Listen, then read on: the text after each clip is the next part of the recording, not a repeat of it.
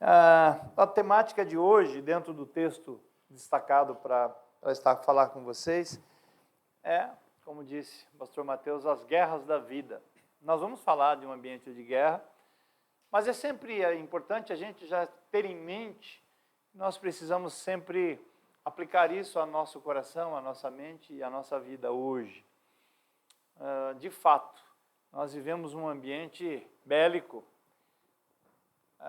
no mundo, e as guerras sempre aconteceram, e há situações de guerra que são evitáveis ou desnecessárias, e há situações de guerra que são absolutamente necessárias de acontecer. E essa é uma leitura que essa fala que pode parecer estranha a princípio, porque a gente fica pensando que temos que evitar a guerra a todo custo, e é verdade. Mas há situações que nos são impostas que às vezes precisamos aprender a guerrear. Isso não significa que a gente vai sair matando a gente por aí, mas a gente entender. E o Mateus comentou aqui que há também uma guerra interior. E essa é a mais braba, né, com a gente. Então, para pensarmos juntos. Ao pensar no tema e no texto, que é o texto lá de Gênesis 14, de 1 a 16, e vem esse título, porque quando fala de guerra, você tem uma questão da luta armada, tem essa quase sempre ligado entre nações, etnias e até dentro das nações por partidos, né? Esse divisionismo que o Brasil vive hoje, por exemplo. Motivos normalmente são territoriais, econômicos e ideológicos. Qualquer luta, com ou sem armas, se torna uma guerra. Um conflito, uma disputa, quando há uma oposição hostil, há uma guerra, e ela começa no coração e na mente de alguém. E isso ganha proporções, às vezes, que saem do controle. Do ponto de vista espiritual, a Bíblia fala de uma guerra que ocorre para nós cristãos, entre a carne e o espírito. Ela é uma guerra permanente, 24 horas por dia. Até em sonhos, às vezes, a gente guerreia. Então, é algo presente. Mas quando eu falo de vida, segundo a definição de dicionário, né, é conjunto de propriedades, atividades e funções que caracterizam e distinguem um organismo vivo de um morto. Elementar, né? É o período entre o nascimento e a morte, é a vida. Mas também falamos como vida quando há uma motivação especial, um entusiasmo especial, uma força e um ânimo em prol de alguma coisa. Dá um ânimo à existência de um ser vivo. Às vezes nós gostamos de algo e quando nos deparamos com a possibilidade de vivenciar algo que a gente gosta muito, é como reanimar a gente, dá uma grande vida, né? Para mim, aos domingos, quando tenho que vir à igreja, seja pregando ou não, o importante cultuando em comunhão com os irmãos, isso me dá um ânimo no domingo. Mas pode ter gente que fica desanimada, fala, tem que ir para a igreja. E é para a gente pensar, né?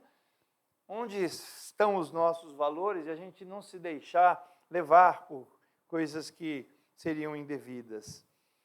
Mas também como vida é caracterizada a transcendência, a existência ou transcendência do espírito depois da morte física. Porque está falando da vida após esta vida, ou seja, da vida eterna. Então, quando nós falamos das guerras da vida, há um arcabouço maior para a gente pensar e não ficar só pensando na questão bélica.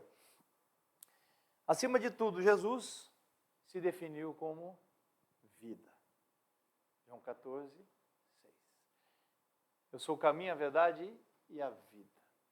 Então, quando pensamos em guerras da vida, nós temos que pensar que Jesus também está nisso, se eu compreendo biblicamente esse sentido.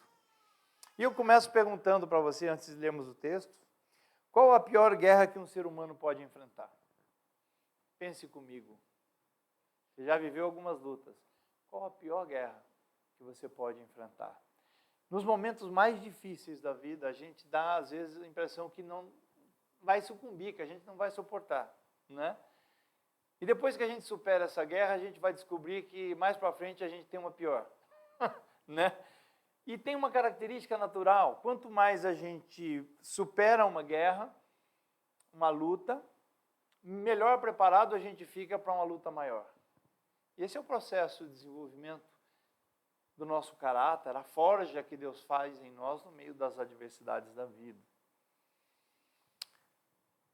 Qual é o contexto? E nós já vamos ler o texto. E vocês estão aqui, eu vim há 2, 3 semanas atrás e eu acompanhei a mensagem do pastor Josué aqui, mas vocês então, só para reforçar aquilo que vocês já viram, nós estamos num contexto que o Abraão foi chamado por Deus para deixar a sua terra e os seus parentes e a casa dos seus pais, ir para uma terra que ele não sabia onde era. E a gente, quando é convidado para alguma coisa que é meio desconhecida, a gente fica desesperado e a nossa primeira resposta é dizer não. E a gente precisa aprender a confiar em Deus.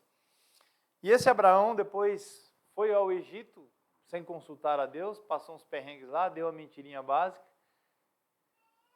Mas ele aprendeu a lição e depois ele teve aquele momento de separação de Ló.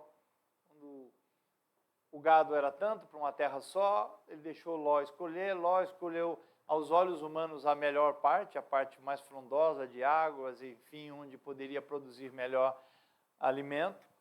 E Abraão ficou com a parte, entre aspas, pior.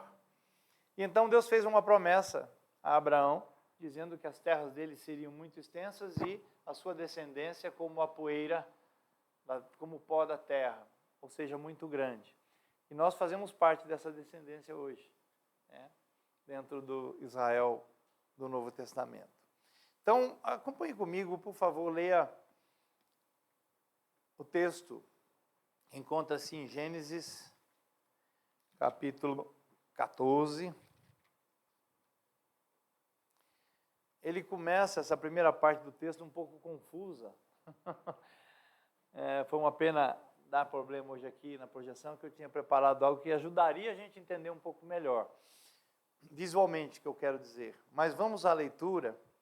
Gênesis 14 diz assim: naquele tempo, Anrafel, rei de Sineá, Arioque, rei de Elazar, Quedorlaomer, só nome bacana, gente, coisa legal. Quedorlaomer, rei de Elão, Etidal, rei de Goim, saíram à guerra contra Bera, rei de Sodoma, contra Birsa, rei de Gomorra, contra Sinabe, rei de Admá, contra Semeber, rei de Zeboim, e contra o rei de Belá, que é Zoar. Todos esses últimos juntaram-se aos seus exércitos no vale de Sidim, onde fica o mar do Sal. Por 12 anos ficaram sujeitos a Quedorlaomer, mas no 13º ano revoltaram-se. No 14º ano, Quedorlaomer e seus reis, e os reis que a ele tinham se aliado, derrotaram os Refaíns em Asterote e Camaim, os Zuzins em An e os Emins em Savé, Quiriataim. E os Oreus desde os montes de Seir até El-Pará, próximo ao deserto. Depois voltaram e foram para Mispat, que é Cádiz, e conquistaram todo o território dos amalequitas e dos amorreus que viviam em Hazazon Tamar. Então os reis de Sodoma e de Gomorra, de Admá, de Zeboim e de Beta, que é Zoar, marcharam e tomaram posição de combate no vale de Sidim, contra Quedorlaomer, rei de Elão, contra Tidal, rei de Goim, contra Anrafel, rei de Simeá, contra Arioque, rei de Elazar, 4 reis contra 5. Ora, o vale de Sidim estava repleto de poços de betume. Os reis de Sodoma e de Gomorra fugiram. Alguns dos seus homens caíram nos poços e o restante conseguiu fugir para os montes. Tomaram, portanto, todos os bens de Sodoma e de Gomorra e todo o seu mantimento e se foram. Apossaram-se também de Ló, filho do irmão de Abraão, que morava em Sodoma, e dos seus bens, e partiram. Contudo, veio um que escapara e deu a notícia a Abraão, o hebreu. Este habitava junto aos carvalhais de Manre, o amorreu. Manre e seus irmãos, Escol e Ané, foram aliados de Abraão.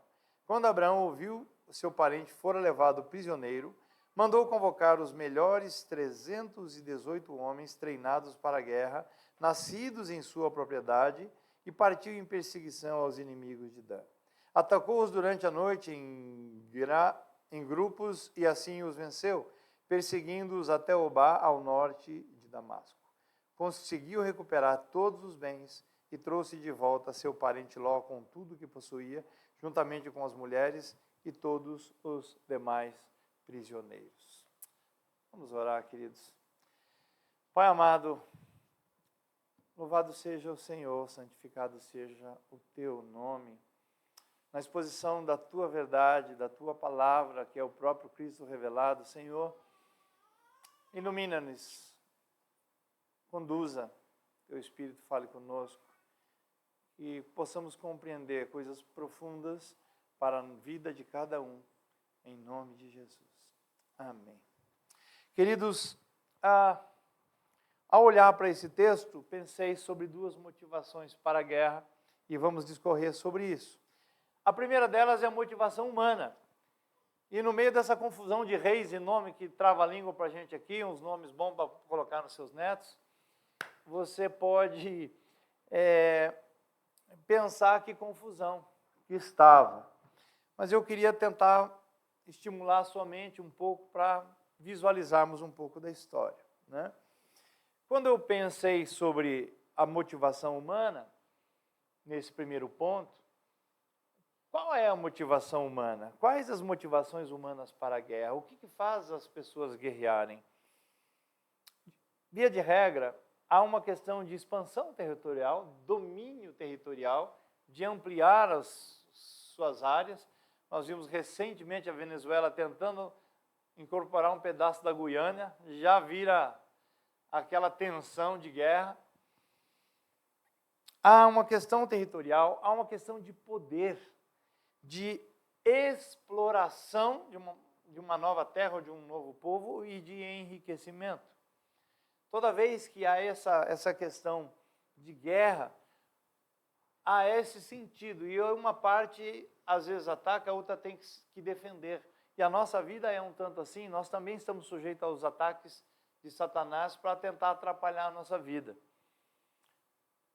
Aquele que já aceitou Jesus, ele não pode jamais ser possuído por nenhum espírito maligno, mas que o inimigo bota areia no nosso caminho, joga a graxa para a gente escorregar um bocado. É uma realidade. Não se tem notícia na Bíblia de uma guerra anterior a essa. Então, provavelmente, esse início foi as primeiras guerras que aconteceram e foram 7 guerras sucessivas. E é muito interessante pensar sobre isso. Vamos juntos entendendo alguns aspectos. E eu queria que você visualizasse mentalmente o seguinte. Pensando no mapa, eu não sei se é muito comum, né, a gente pensar nisso, ficar visualizando o mapa, mas os 4 reis eram da região norte. Então, você pense numa região norte. Os outros 5 estavam mais ao sul. E o texto nos dá algumas informações importantes. E a gente deve fazer uma leitura paralela do comportamento desse grupo de 4 reis, que era um grupo dominante, liderados por Kedorlaomer, de Elã. Ele era o líder e havia 4 outros com ele. E havia outro grupo de Sodoma, Gomorra e mais 3 que eram subjugados. O texto deixa claro que eles ficaram 12 anos nessa situação. 12 anos subjugados e provavelmente pagando para aqueles reis de lá. Provavelmente, isso não está explícito. Mas as condições de ficar 12 anos sob o domínio, sob o jugo de outros reinados, normalmente era assim que acontecia. É aquele mais fraco que teme o mais forte. E é melhor não reagir para não sofrer sanções ou consequências. Passaram por 12 anos assim. Então, no contexto, o que a gente acaba vendo, se tinha 4 reis, 4 reinados, 4 nações e 5 aqui, e havia liderança aqui, Sodoma e Gomorra com mais 3. Então a gente entende o seguinte, de um ponto de vista dos fortes e corajosos, os 4 reis, a gente tem um preparo, uma liderança pela força, e quando há um líder forte, ele arrebanha aliados. Por que eles dominaram por 12 anos aqueles outros 5 reinados? Porque eles eram fortes. E havia um mais forte. E o texto deixa claro que era ele que dominava e havia mais outros 3 reis que apoiavam este rei. Quedorlaomer, de Elão. Ele teve o apoio de Rafael, de Arioque e de Tidal, mas outros 3 reinados. Do outro lado, os medrosos e despreparados. 5 reis, era em quantidade maior. Bera, Birsa, Sinabe, Semeber e Zoar. Então você tem um grupo de pessoas fortes, ambiciosas, que atraem pessoas do mesmo perfil. E tem um outro grupo de medrosos, despreparados, que também atraem pessoas do mesmo perfil. Quando você é liderado por um medroso, fala a verdade, você acha que tudo vai dar certo? Ser liderado por alguém que não acredita que vai conseguir vencer?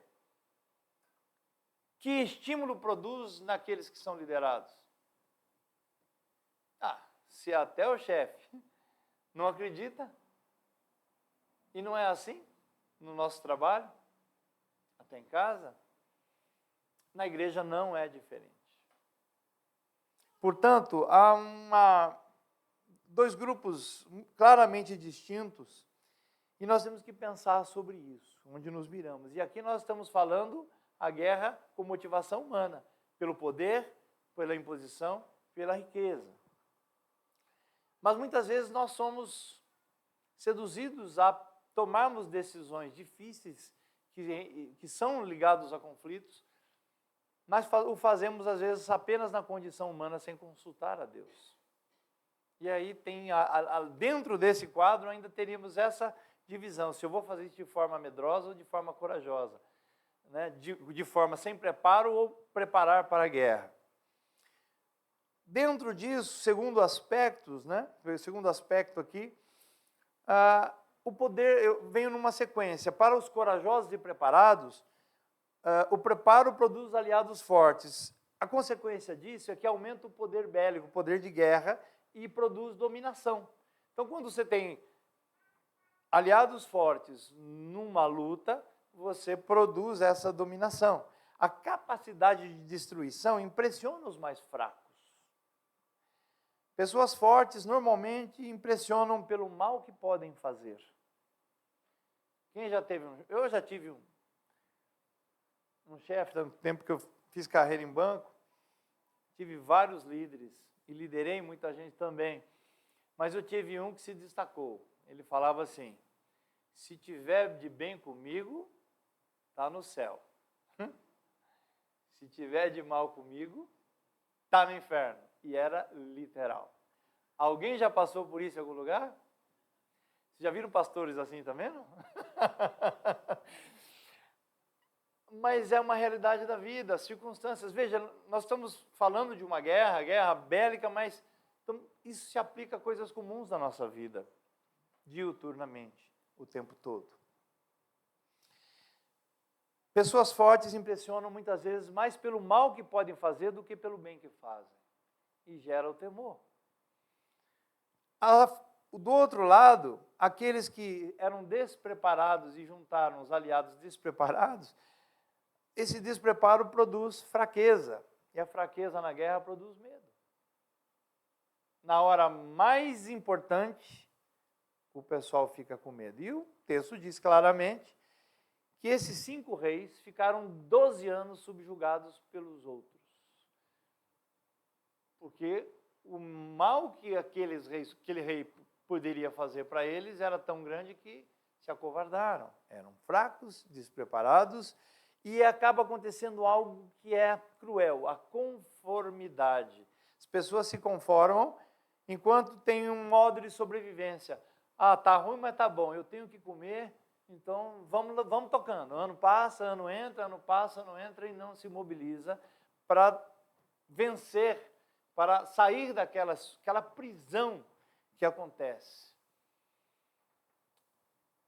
Quantas vezes a gente vê pessoas que estão infelizes num trabalho, mas não tem coragem de pedir demissão? Porque, olha, o que eu vou fazer? Tem o meu salarinho lá. E meu chefe é ruim para danar, está horrível.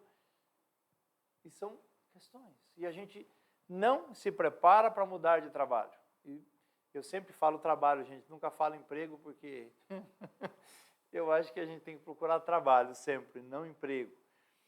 Mas, muitas vezes, decisões como essa, e é de um conflito interno da gente, uma guerra, o que fazer, o que risco correr? Para que se mude de emprego é preciso se preparar para poder ter condições de mudar. Então, no meio do momento, a gente tem decisões a tomar. Mas do lado positivo do lado dos corajosos, o preparo trouxe aliados fortes, o poder de guerra produz dominação e a guerra produz conquistas.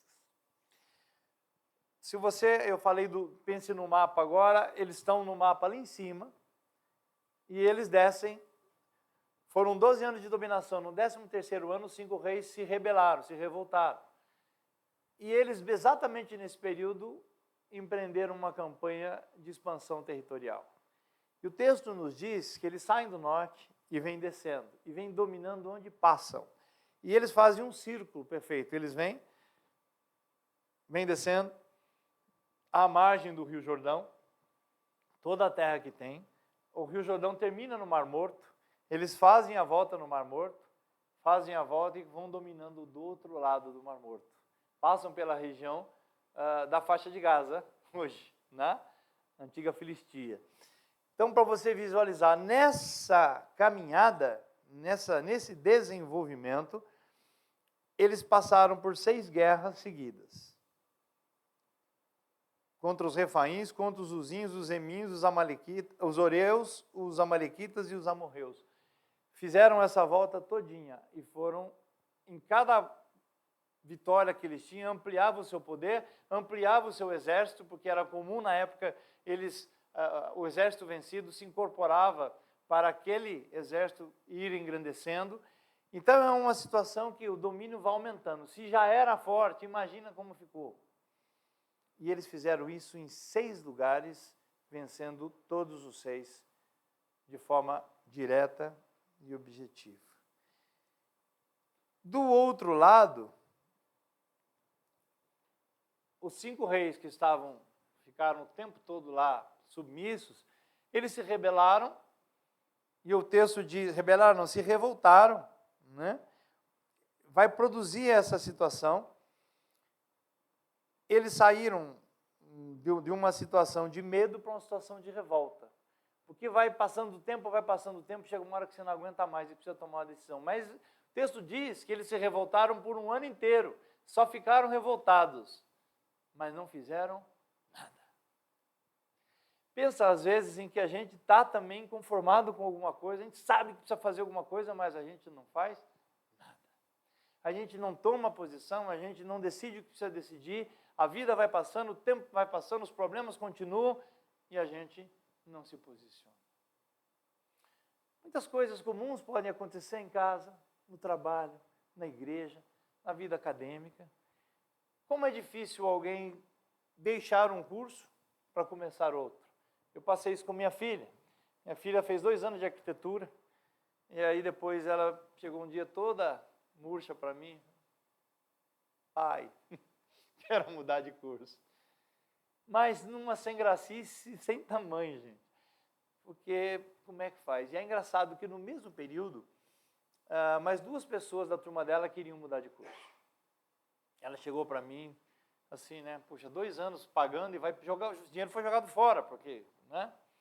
Eu falei para ela, filha, foi jogado fora. Toda a experiência que você teve nesses 2 anos de curso serão úteis para você, não só nesse outro curso, em alguma coisa, porque ela agora faz publicidade e propaganda, mas para a vida. O seu aprendizado não é desperdiçado. As experiências boas ou ruins não são desperdiçadas e você vai entender isso com o passar do tempo.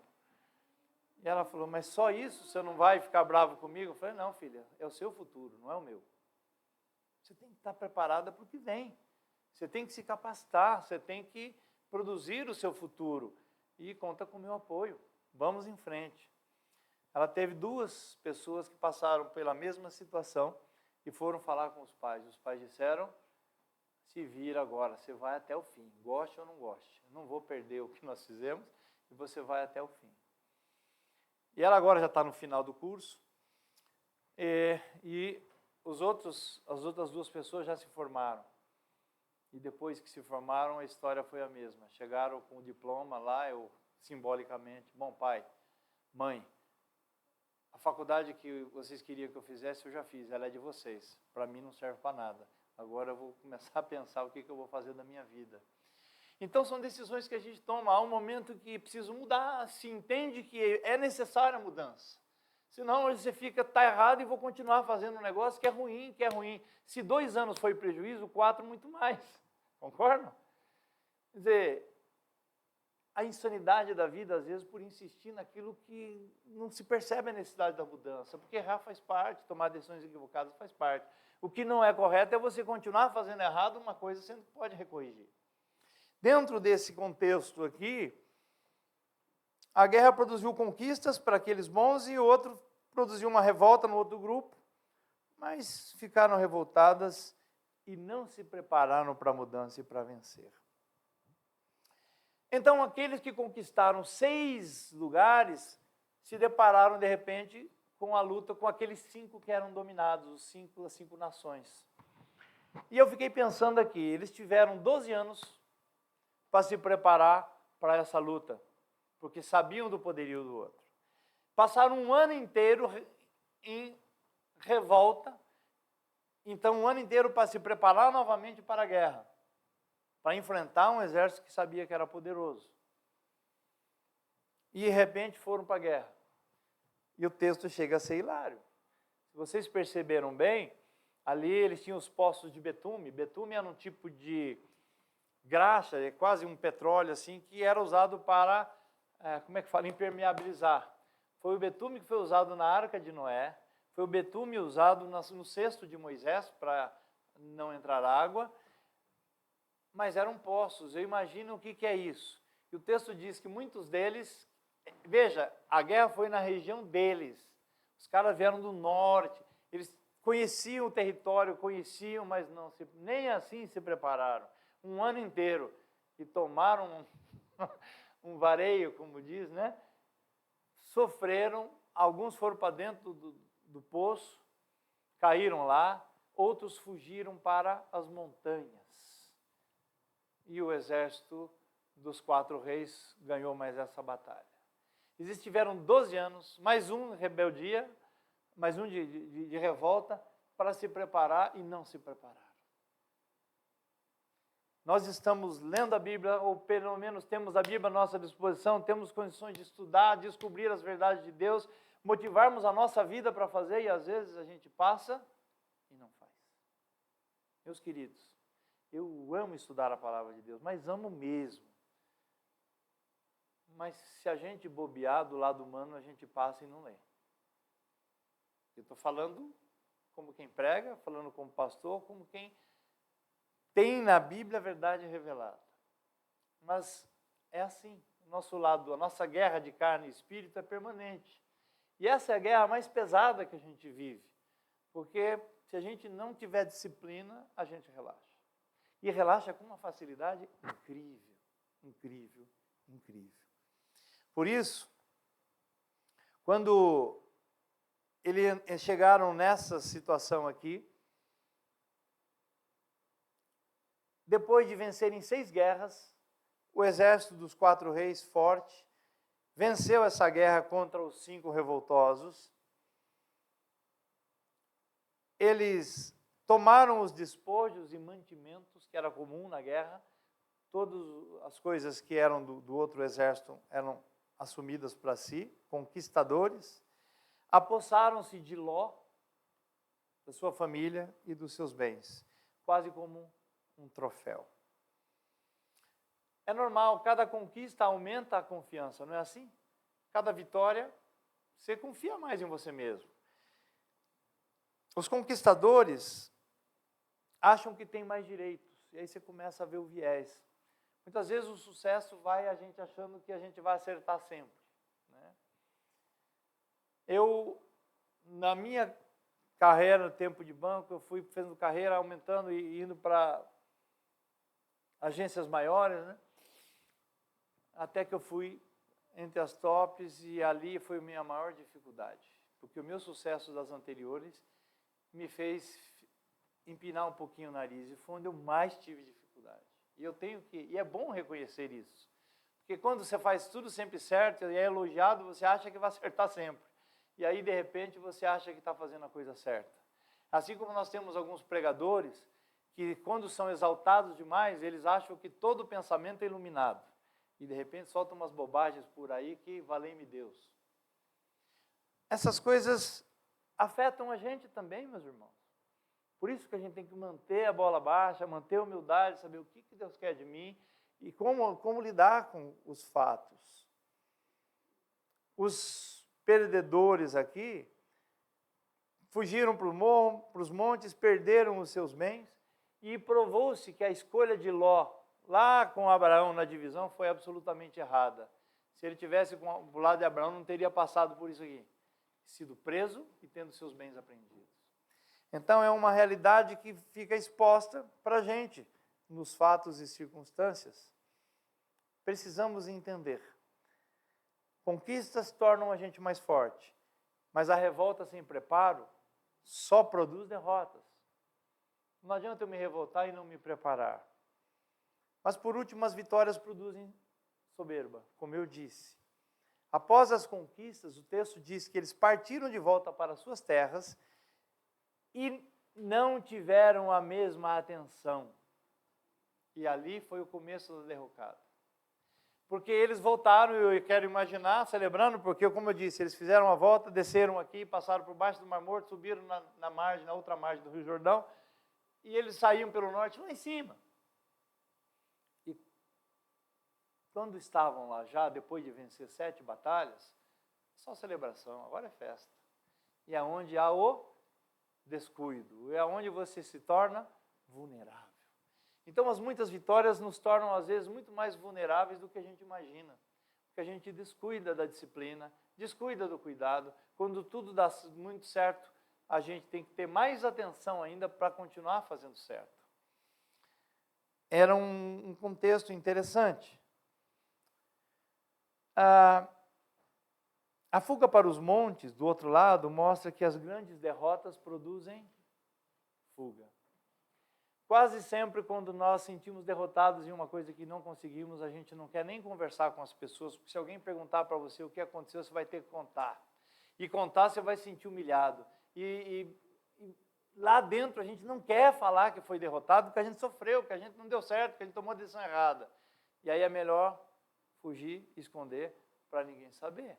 Só que a guerra interior continua corroendo a gente por dentro. Não é assim? Por isso, nesse contexto, seja, nem quando a gente é vitorioso humanamente falando, a gente pode descuidar. Agora, a mentalidade de derrota vem por uma cabeça fraca, por uma alma não corajosa e por um total despreparo para enfrentar as guerras. Nós enfrentamos guerras todos os dias e enfrentaremos guerras até a morte. Sejam elas interiores, ou de família, ou de trabalho, ou ambiente acadêmico, ou quaisquer outras guerras sociais. Nós precisamos ter a cabeça no lugar para agirmos com sabedoria em toda e qualquer circunstância, entendendo o que nos levará à frente. E o preparo é fundamental. A confiança é fundamental, mas eu tenho que me preparar. Quando acontece, a gente não sabe quando o problema vem, mas quando ele vir, eu preciso estar preparado. Se eu não me preparar agora, o que vai ser lá na frente?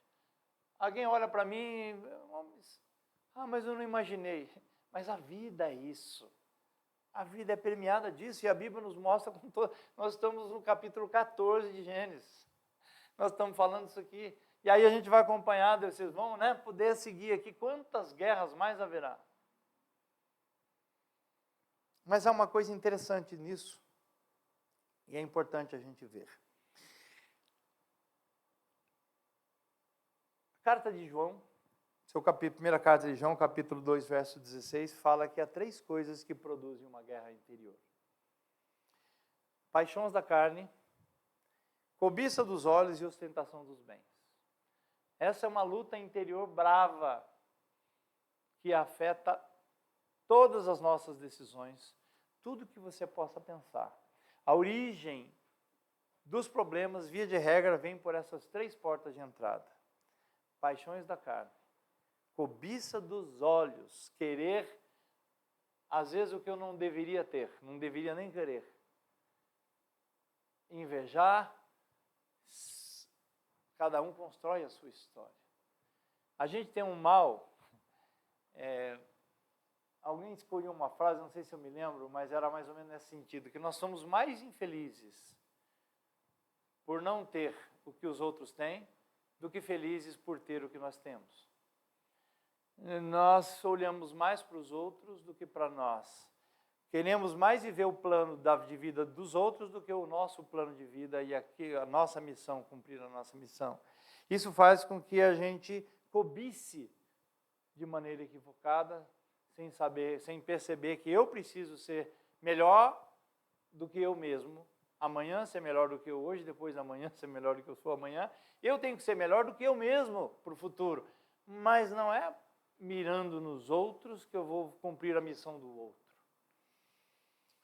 Paixões da carne é pesado. E ostentação dos bens. Eu quero mostrar. E para mostrar, às vezes eu pago um preço. Às vezes eu descalibro a minha vida inteira só para mostrar para os outros quem eu não sou e o que eu não tenho. Deus é implacável com a missão que Ele deu para cada um de nós e a gente deve centrar em qual é a missão nossa e lutar as guerras que são as guerras dele. A gente entra para esse outro aspecto. Nenhuma motivação humana justifica a guerra, mas é preciso discernimento, saber que guerra evitar e que guerra lutar. Segundo aspecto, que eu falei, a primeira, a motivação humana, e o segundo, mais rápido, nós vamos falar sobre a motivação divina. Por que Deus permite as guerras em nossas vidas? Porque, mesmo os pastores, né? Só eu passo lutas. O Mateus, a vida dele é... Mateus e o Érica, pianinho. O pastor Josué também, não tem problema, certo? Não é assim, igreja? É, né? As situações de guerra, as situações adversas, elas são, ao mesmo tempo, oportunidades para a ação humana em favor de outras pessoas que não nós mesmos e para a manifestação da graça divina. As lutas, Deus dá para que a gente olhe para o próximo e para que a graça dele se manifeste em nós. No texto que falamos, pegando a situação de Abraão agora, primeira coisa que eu posso dizer para vocês, Deus avisa sobre a necessidade de guerra. Houve um cara lá que fugiu e ele foi falar com quem? Abraão, para dizer da derrota e dizer que Ló estava preso. Quem que mandou esse cara lá? Deus. A troco de que sairia para falar com Abraão? Caminhou longa jornada, foi contar para Abraão o que aconteceu. Deus sempre diz para nós que guerras precisamos lutar. Só que às vezes nós estamos desatentos. Recebemos sinais e a gente não ouve, a gente não está com o ouvido pronto a ouvir. Esse soldado fez isso. Depois de Deus avisar a necessidade de guerra, o texto nos diz que é preciso ter aliados estratégicos. Deus coloca pessoas em nosso caminho, mas nós às vezes não fazemos as alianças necessárias. Nós deixamos passar as oportunidades. O texto diz que aqui que haviam 3 irmãos. 3 irmãos. Manre, Escol e Aner. E eram aliados de Abraão na região do Manre. Essas pessoas foram pessoas fortes ao lado de Abraão. Deus não deixa na guerra a gente sozinho, queridos, mas não deixa mesmo. Sempre há gente ombreada com a gente para a luta. Mas quando a luta é justa, quando a luta é divina, faz muito sentido perceber. Por quê? era uma situação, ia deixar o sobrinho dele preso para o resto da vida, sabe lá como, que poderia ser morto e viver como escravo. Ali chegou a hora de Deus mostrou para Abraão, avisando, olha, agora é a hora de guerrear. E há momentos que Deus diz isso para a gente, é hora de luta. Junta a turma, vamos para cima e vamos fazer o que tem que ser feito. Não dá para a gente ficar esperando, porque o momento é urgente. A oportunidade estava passando, o exército indo embora, se você não for em busca deles agora, você não alcança mais. A oportunidade passou. Na igreja, nos ministérios, no trabalho, na vida comum, nós precisamos de aliados estratégicos e nós precisamos construir essas alianças. Aqui na igreja, vocês estão desenvolvendo o ministério, certamente. Vocês se ajudam mutuamente. É preciso ter os aliados naquilo que fazemos, nas lideranças que a igreja desenvolve, nos projetos que Deus já tem posto na cabeça da liderança de vocês. É isso, aquilo que estamos fazendo. Nós, na Igreja Luz, nós estamos pertinho do Parque da Luz. Semana passada eu passei lá e fotografei o parque, fotografei o belíssimo coreto, uma área enorme, que dá para caber coral, conjunto, banda, fazer o que for lá. E eu fiquei imaginando aquilo ali cheio, cantando, e aquele povo chegando, porque passa gente o dia inteiro ali. Oportunidade única de evangelizar num local muito arrumadinho, bom demais. É um desafio que nós temos. É uma guerra que precisaremos lutar, mas tem clareza no nosso olhar, porque Deus tem mostrado isso. É um desafio, mas o que nós vamos fazer agora? Ficar esperando ou vamos, nesse sonho, construir algo e fazer os projetos e desenvolver para que daqui a algum tempo a gente esteja com isso funcionando? Faz parte. Se a gente não tiver este olhar e Deus mostrado para a gente e a gente fechar os olhos, está lá, vai passar ano, entra ano e não sai de lá. Mas eu tenho fé. A igreja lá tem 98 anos. Daqui a 2 anos celebraremos 100 anos. E nós queremos fazer uma belíssima celebração. E um dos alvos é fazer algo muito especial no Parque da Luz daqui a 2 anos. Não só daqui a 2 anos, mas eu digo pelo símbolo do centenário. É um dos desafios que nós temos. Certo, Dani? Então, a gente caminha. Mas além de aliado estratégico, é preciso preparar pessoas para a guerra. O texto diz de forma bem objetiva. O que aconteceu? Ele pegou 318 homens, não são os 318 da Universal. Se você já viu alguma vez na televisão, eles têm lá uma reunião que é dos 318, que eles pegam esse texto e fazem uma aplicação para este tempo, meio distorcida, mas é assim que eles veem. Aqui eles estavam falando de 318 homens que nasceram, ele era muito rico, nasceram nas terras dele, nasceram no ambiente dele, e que eles já estavam preparados para a guerra. Ele não teve que parar para preparar, ele simplesmente convocou os 318 melhores preparados, vem vocês e vamos para a guerra. Porque ele preparou lá atrás, ao longo do tempo, não foi da noite para o dia. Quantos membros há nesta igreja? Vocês estão sendo preparados e precisam estar preparados para os desafios que Deus está dando para vocês. Não pode perder isso de vista. Não vai deixar, não, quando acontecer a gente... Não. Já estude, prepare, veja quais são os projetos de Deus, porque isso vai dar o norte e dar segurança. Vocês estarão preparados para os desafios, sem titubear quando surgir a necessidade. O reino de Deus tem pressa. É tempo de evangelizar. Então, queridos, estar preparado implica em preparar pessoas o tempo todo. O tempo todo. Devemos usar os recursos e riquezas para resgatar pessoas, que foi o que ele fez. Ele resgatou um sobrinho, resgatou os prisioneiros, resgatou as mulheres. Nós, no reino de Deus, precisamos resgatar pecadores a caminho do inferno. É nossa missão como igreja fazemos isso. E Deus requer isso de nós, é a missão. Não tem como fugir dessa missão, é a principal, é a central. Uma igreja que cumpre a vontade de Deus, que é séria, tem que ter isso como norte, não pode fugir disso. Mas é preciso guerrear com a possibilidade para obter vitória. Qual é a possibilidade? Por que eu digo o termo possibilidade aqui, meus irmãos? Porque ele tinha 318 homens. Eu disse que era um exército que já era dominante por 12 anos sobre outros 5 nações. E ele conquistou mais 6 nessa rodada, em um ano. Era poderosíssimo. E ele tinha 318 homens para a guerra. Ele ia entrar em campo aberto no fronte para trombar com eles? Claro que não. Qual foi a estratégia? A estratégia está ligada à possibilidade. O que ele fez? Atacou em grupos durante a noite. Eles estavam voltando para casa, celebrando que eram vitoriosos, e durante a noite eles pegavam grupos, atacavam, eliminavam, atacavam e iam vencendo. E assim eles venceram um exército muito maior e muito mais poderoso, com uma estratégia da possibilidade, o que era possível fazer diante daquelas circunstâncias, claro, orientadas por Deus.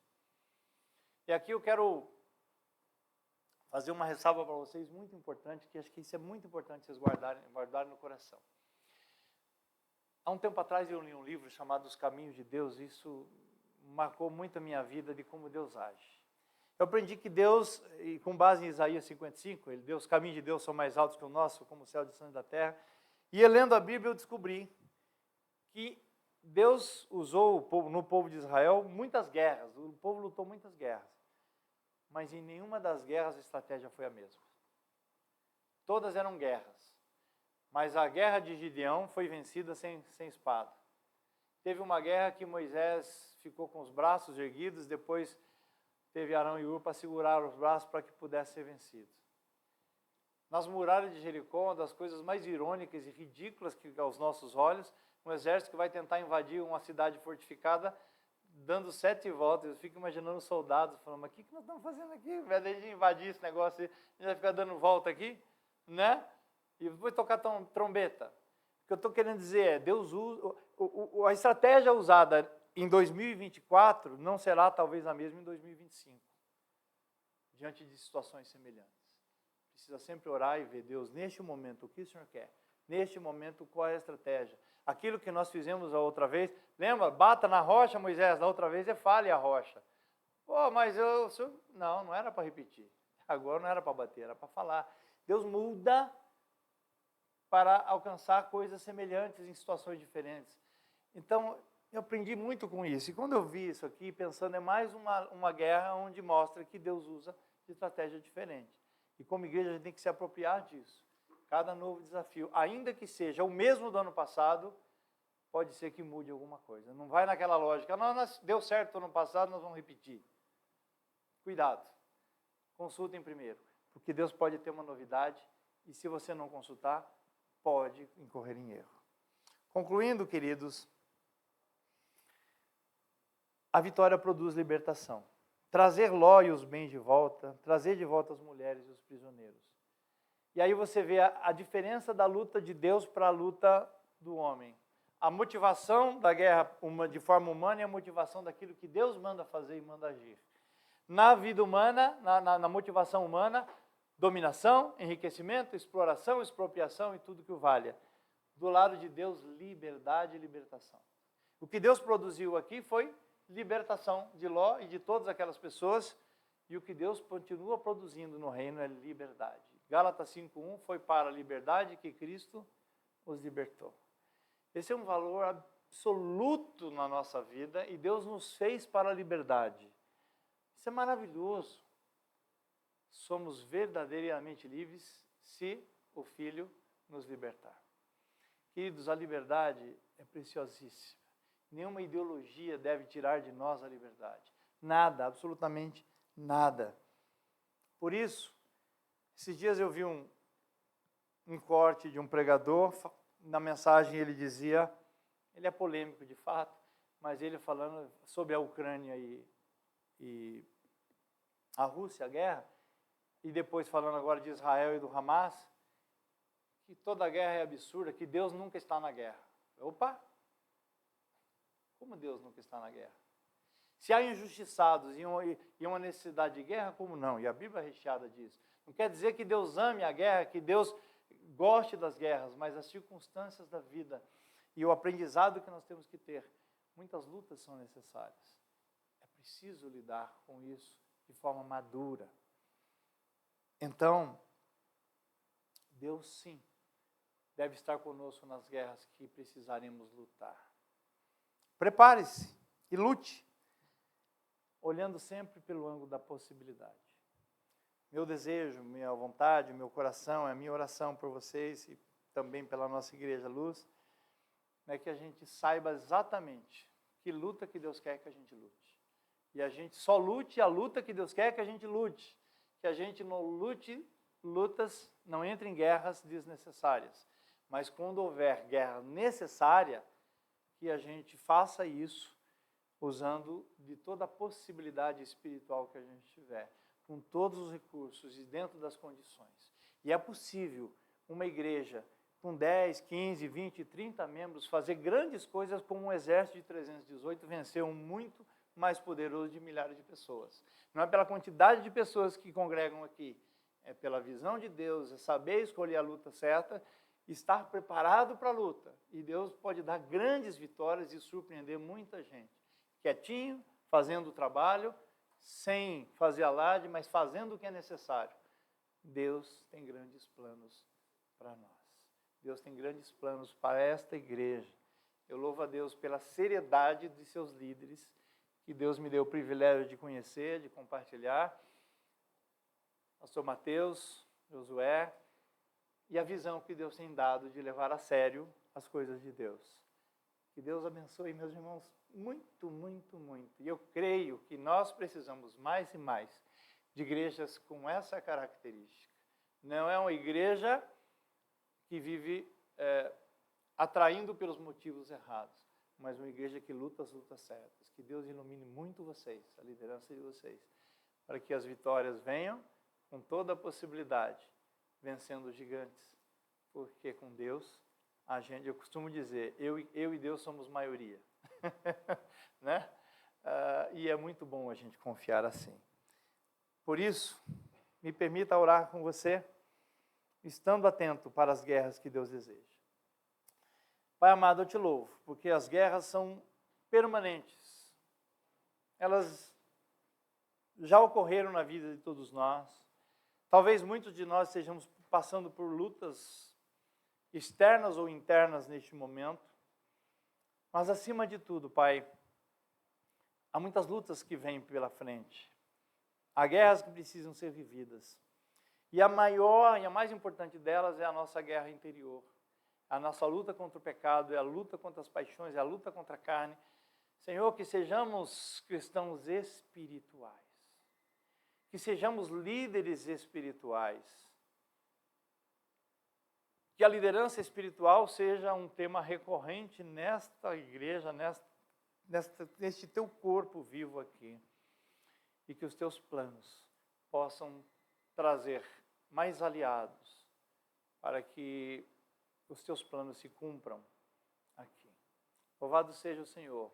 Peço a Deus a tua iluminação, a tua direção para os pastores, para os líderes, e que cada pessoa aqui se posicione como um soldado, como um dos 318, prontos a fazer aquilo que o Senhor requer, e que haja muita gratidão a Ti pelas vitórias, e sempre o Senhor seja honrado por cada uma delas.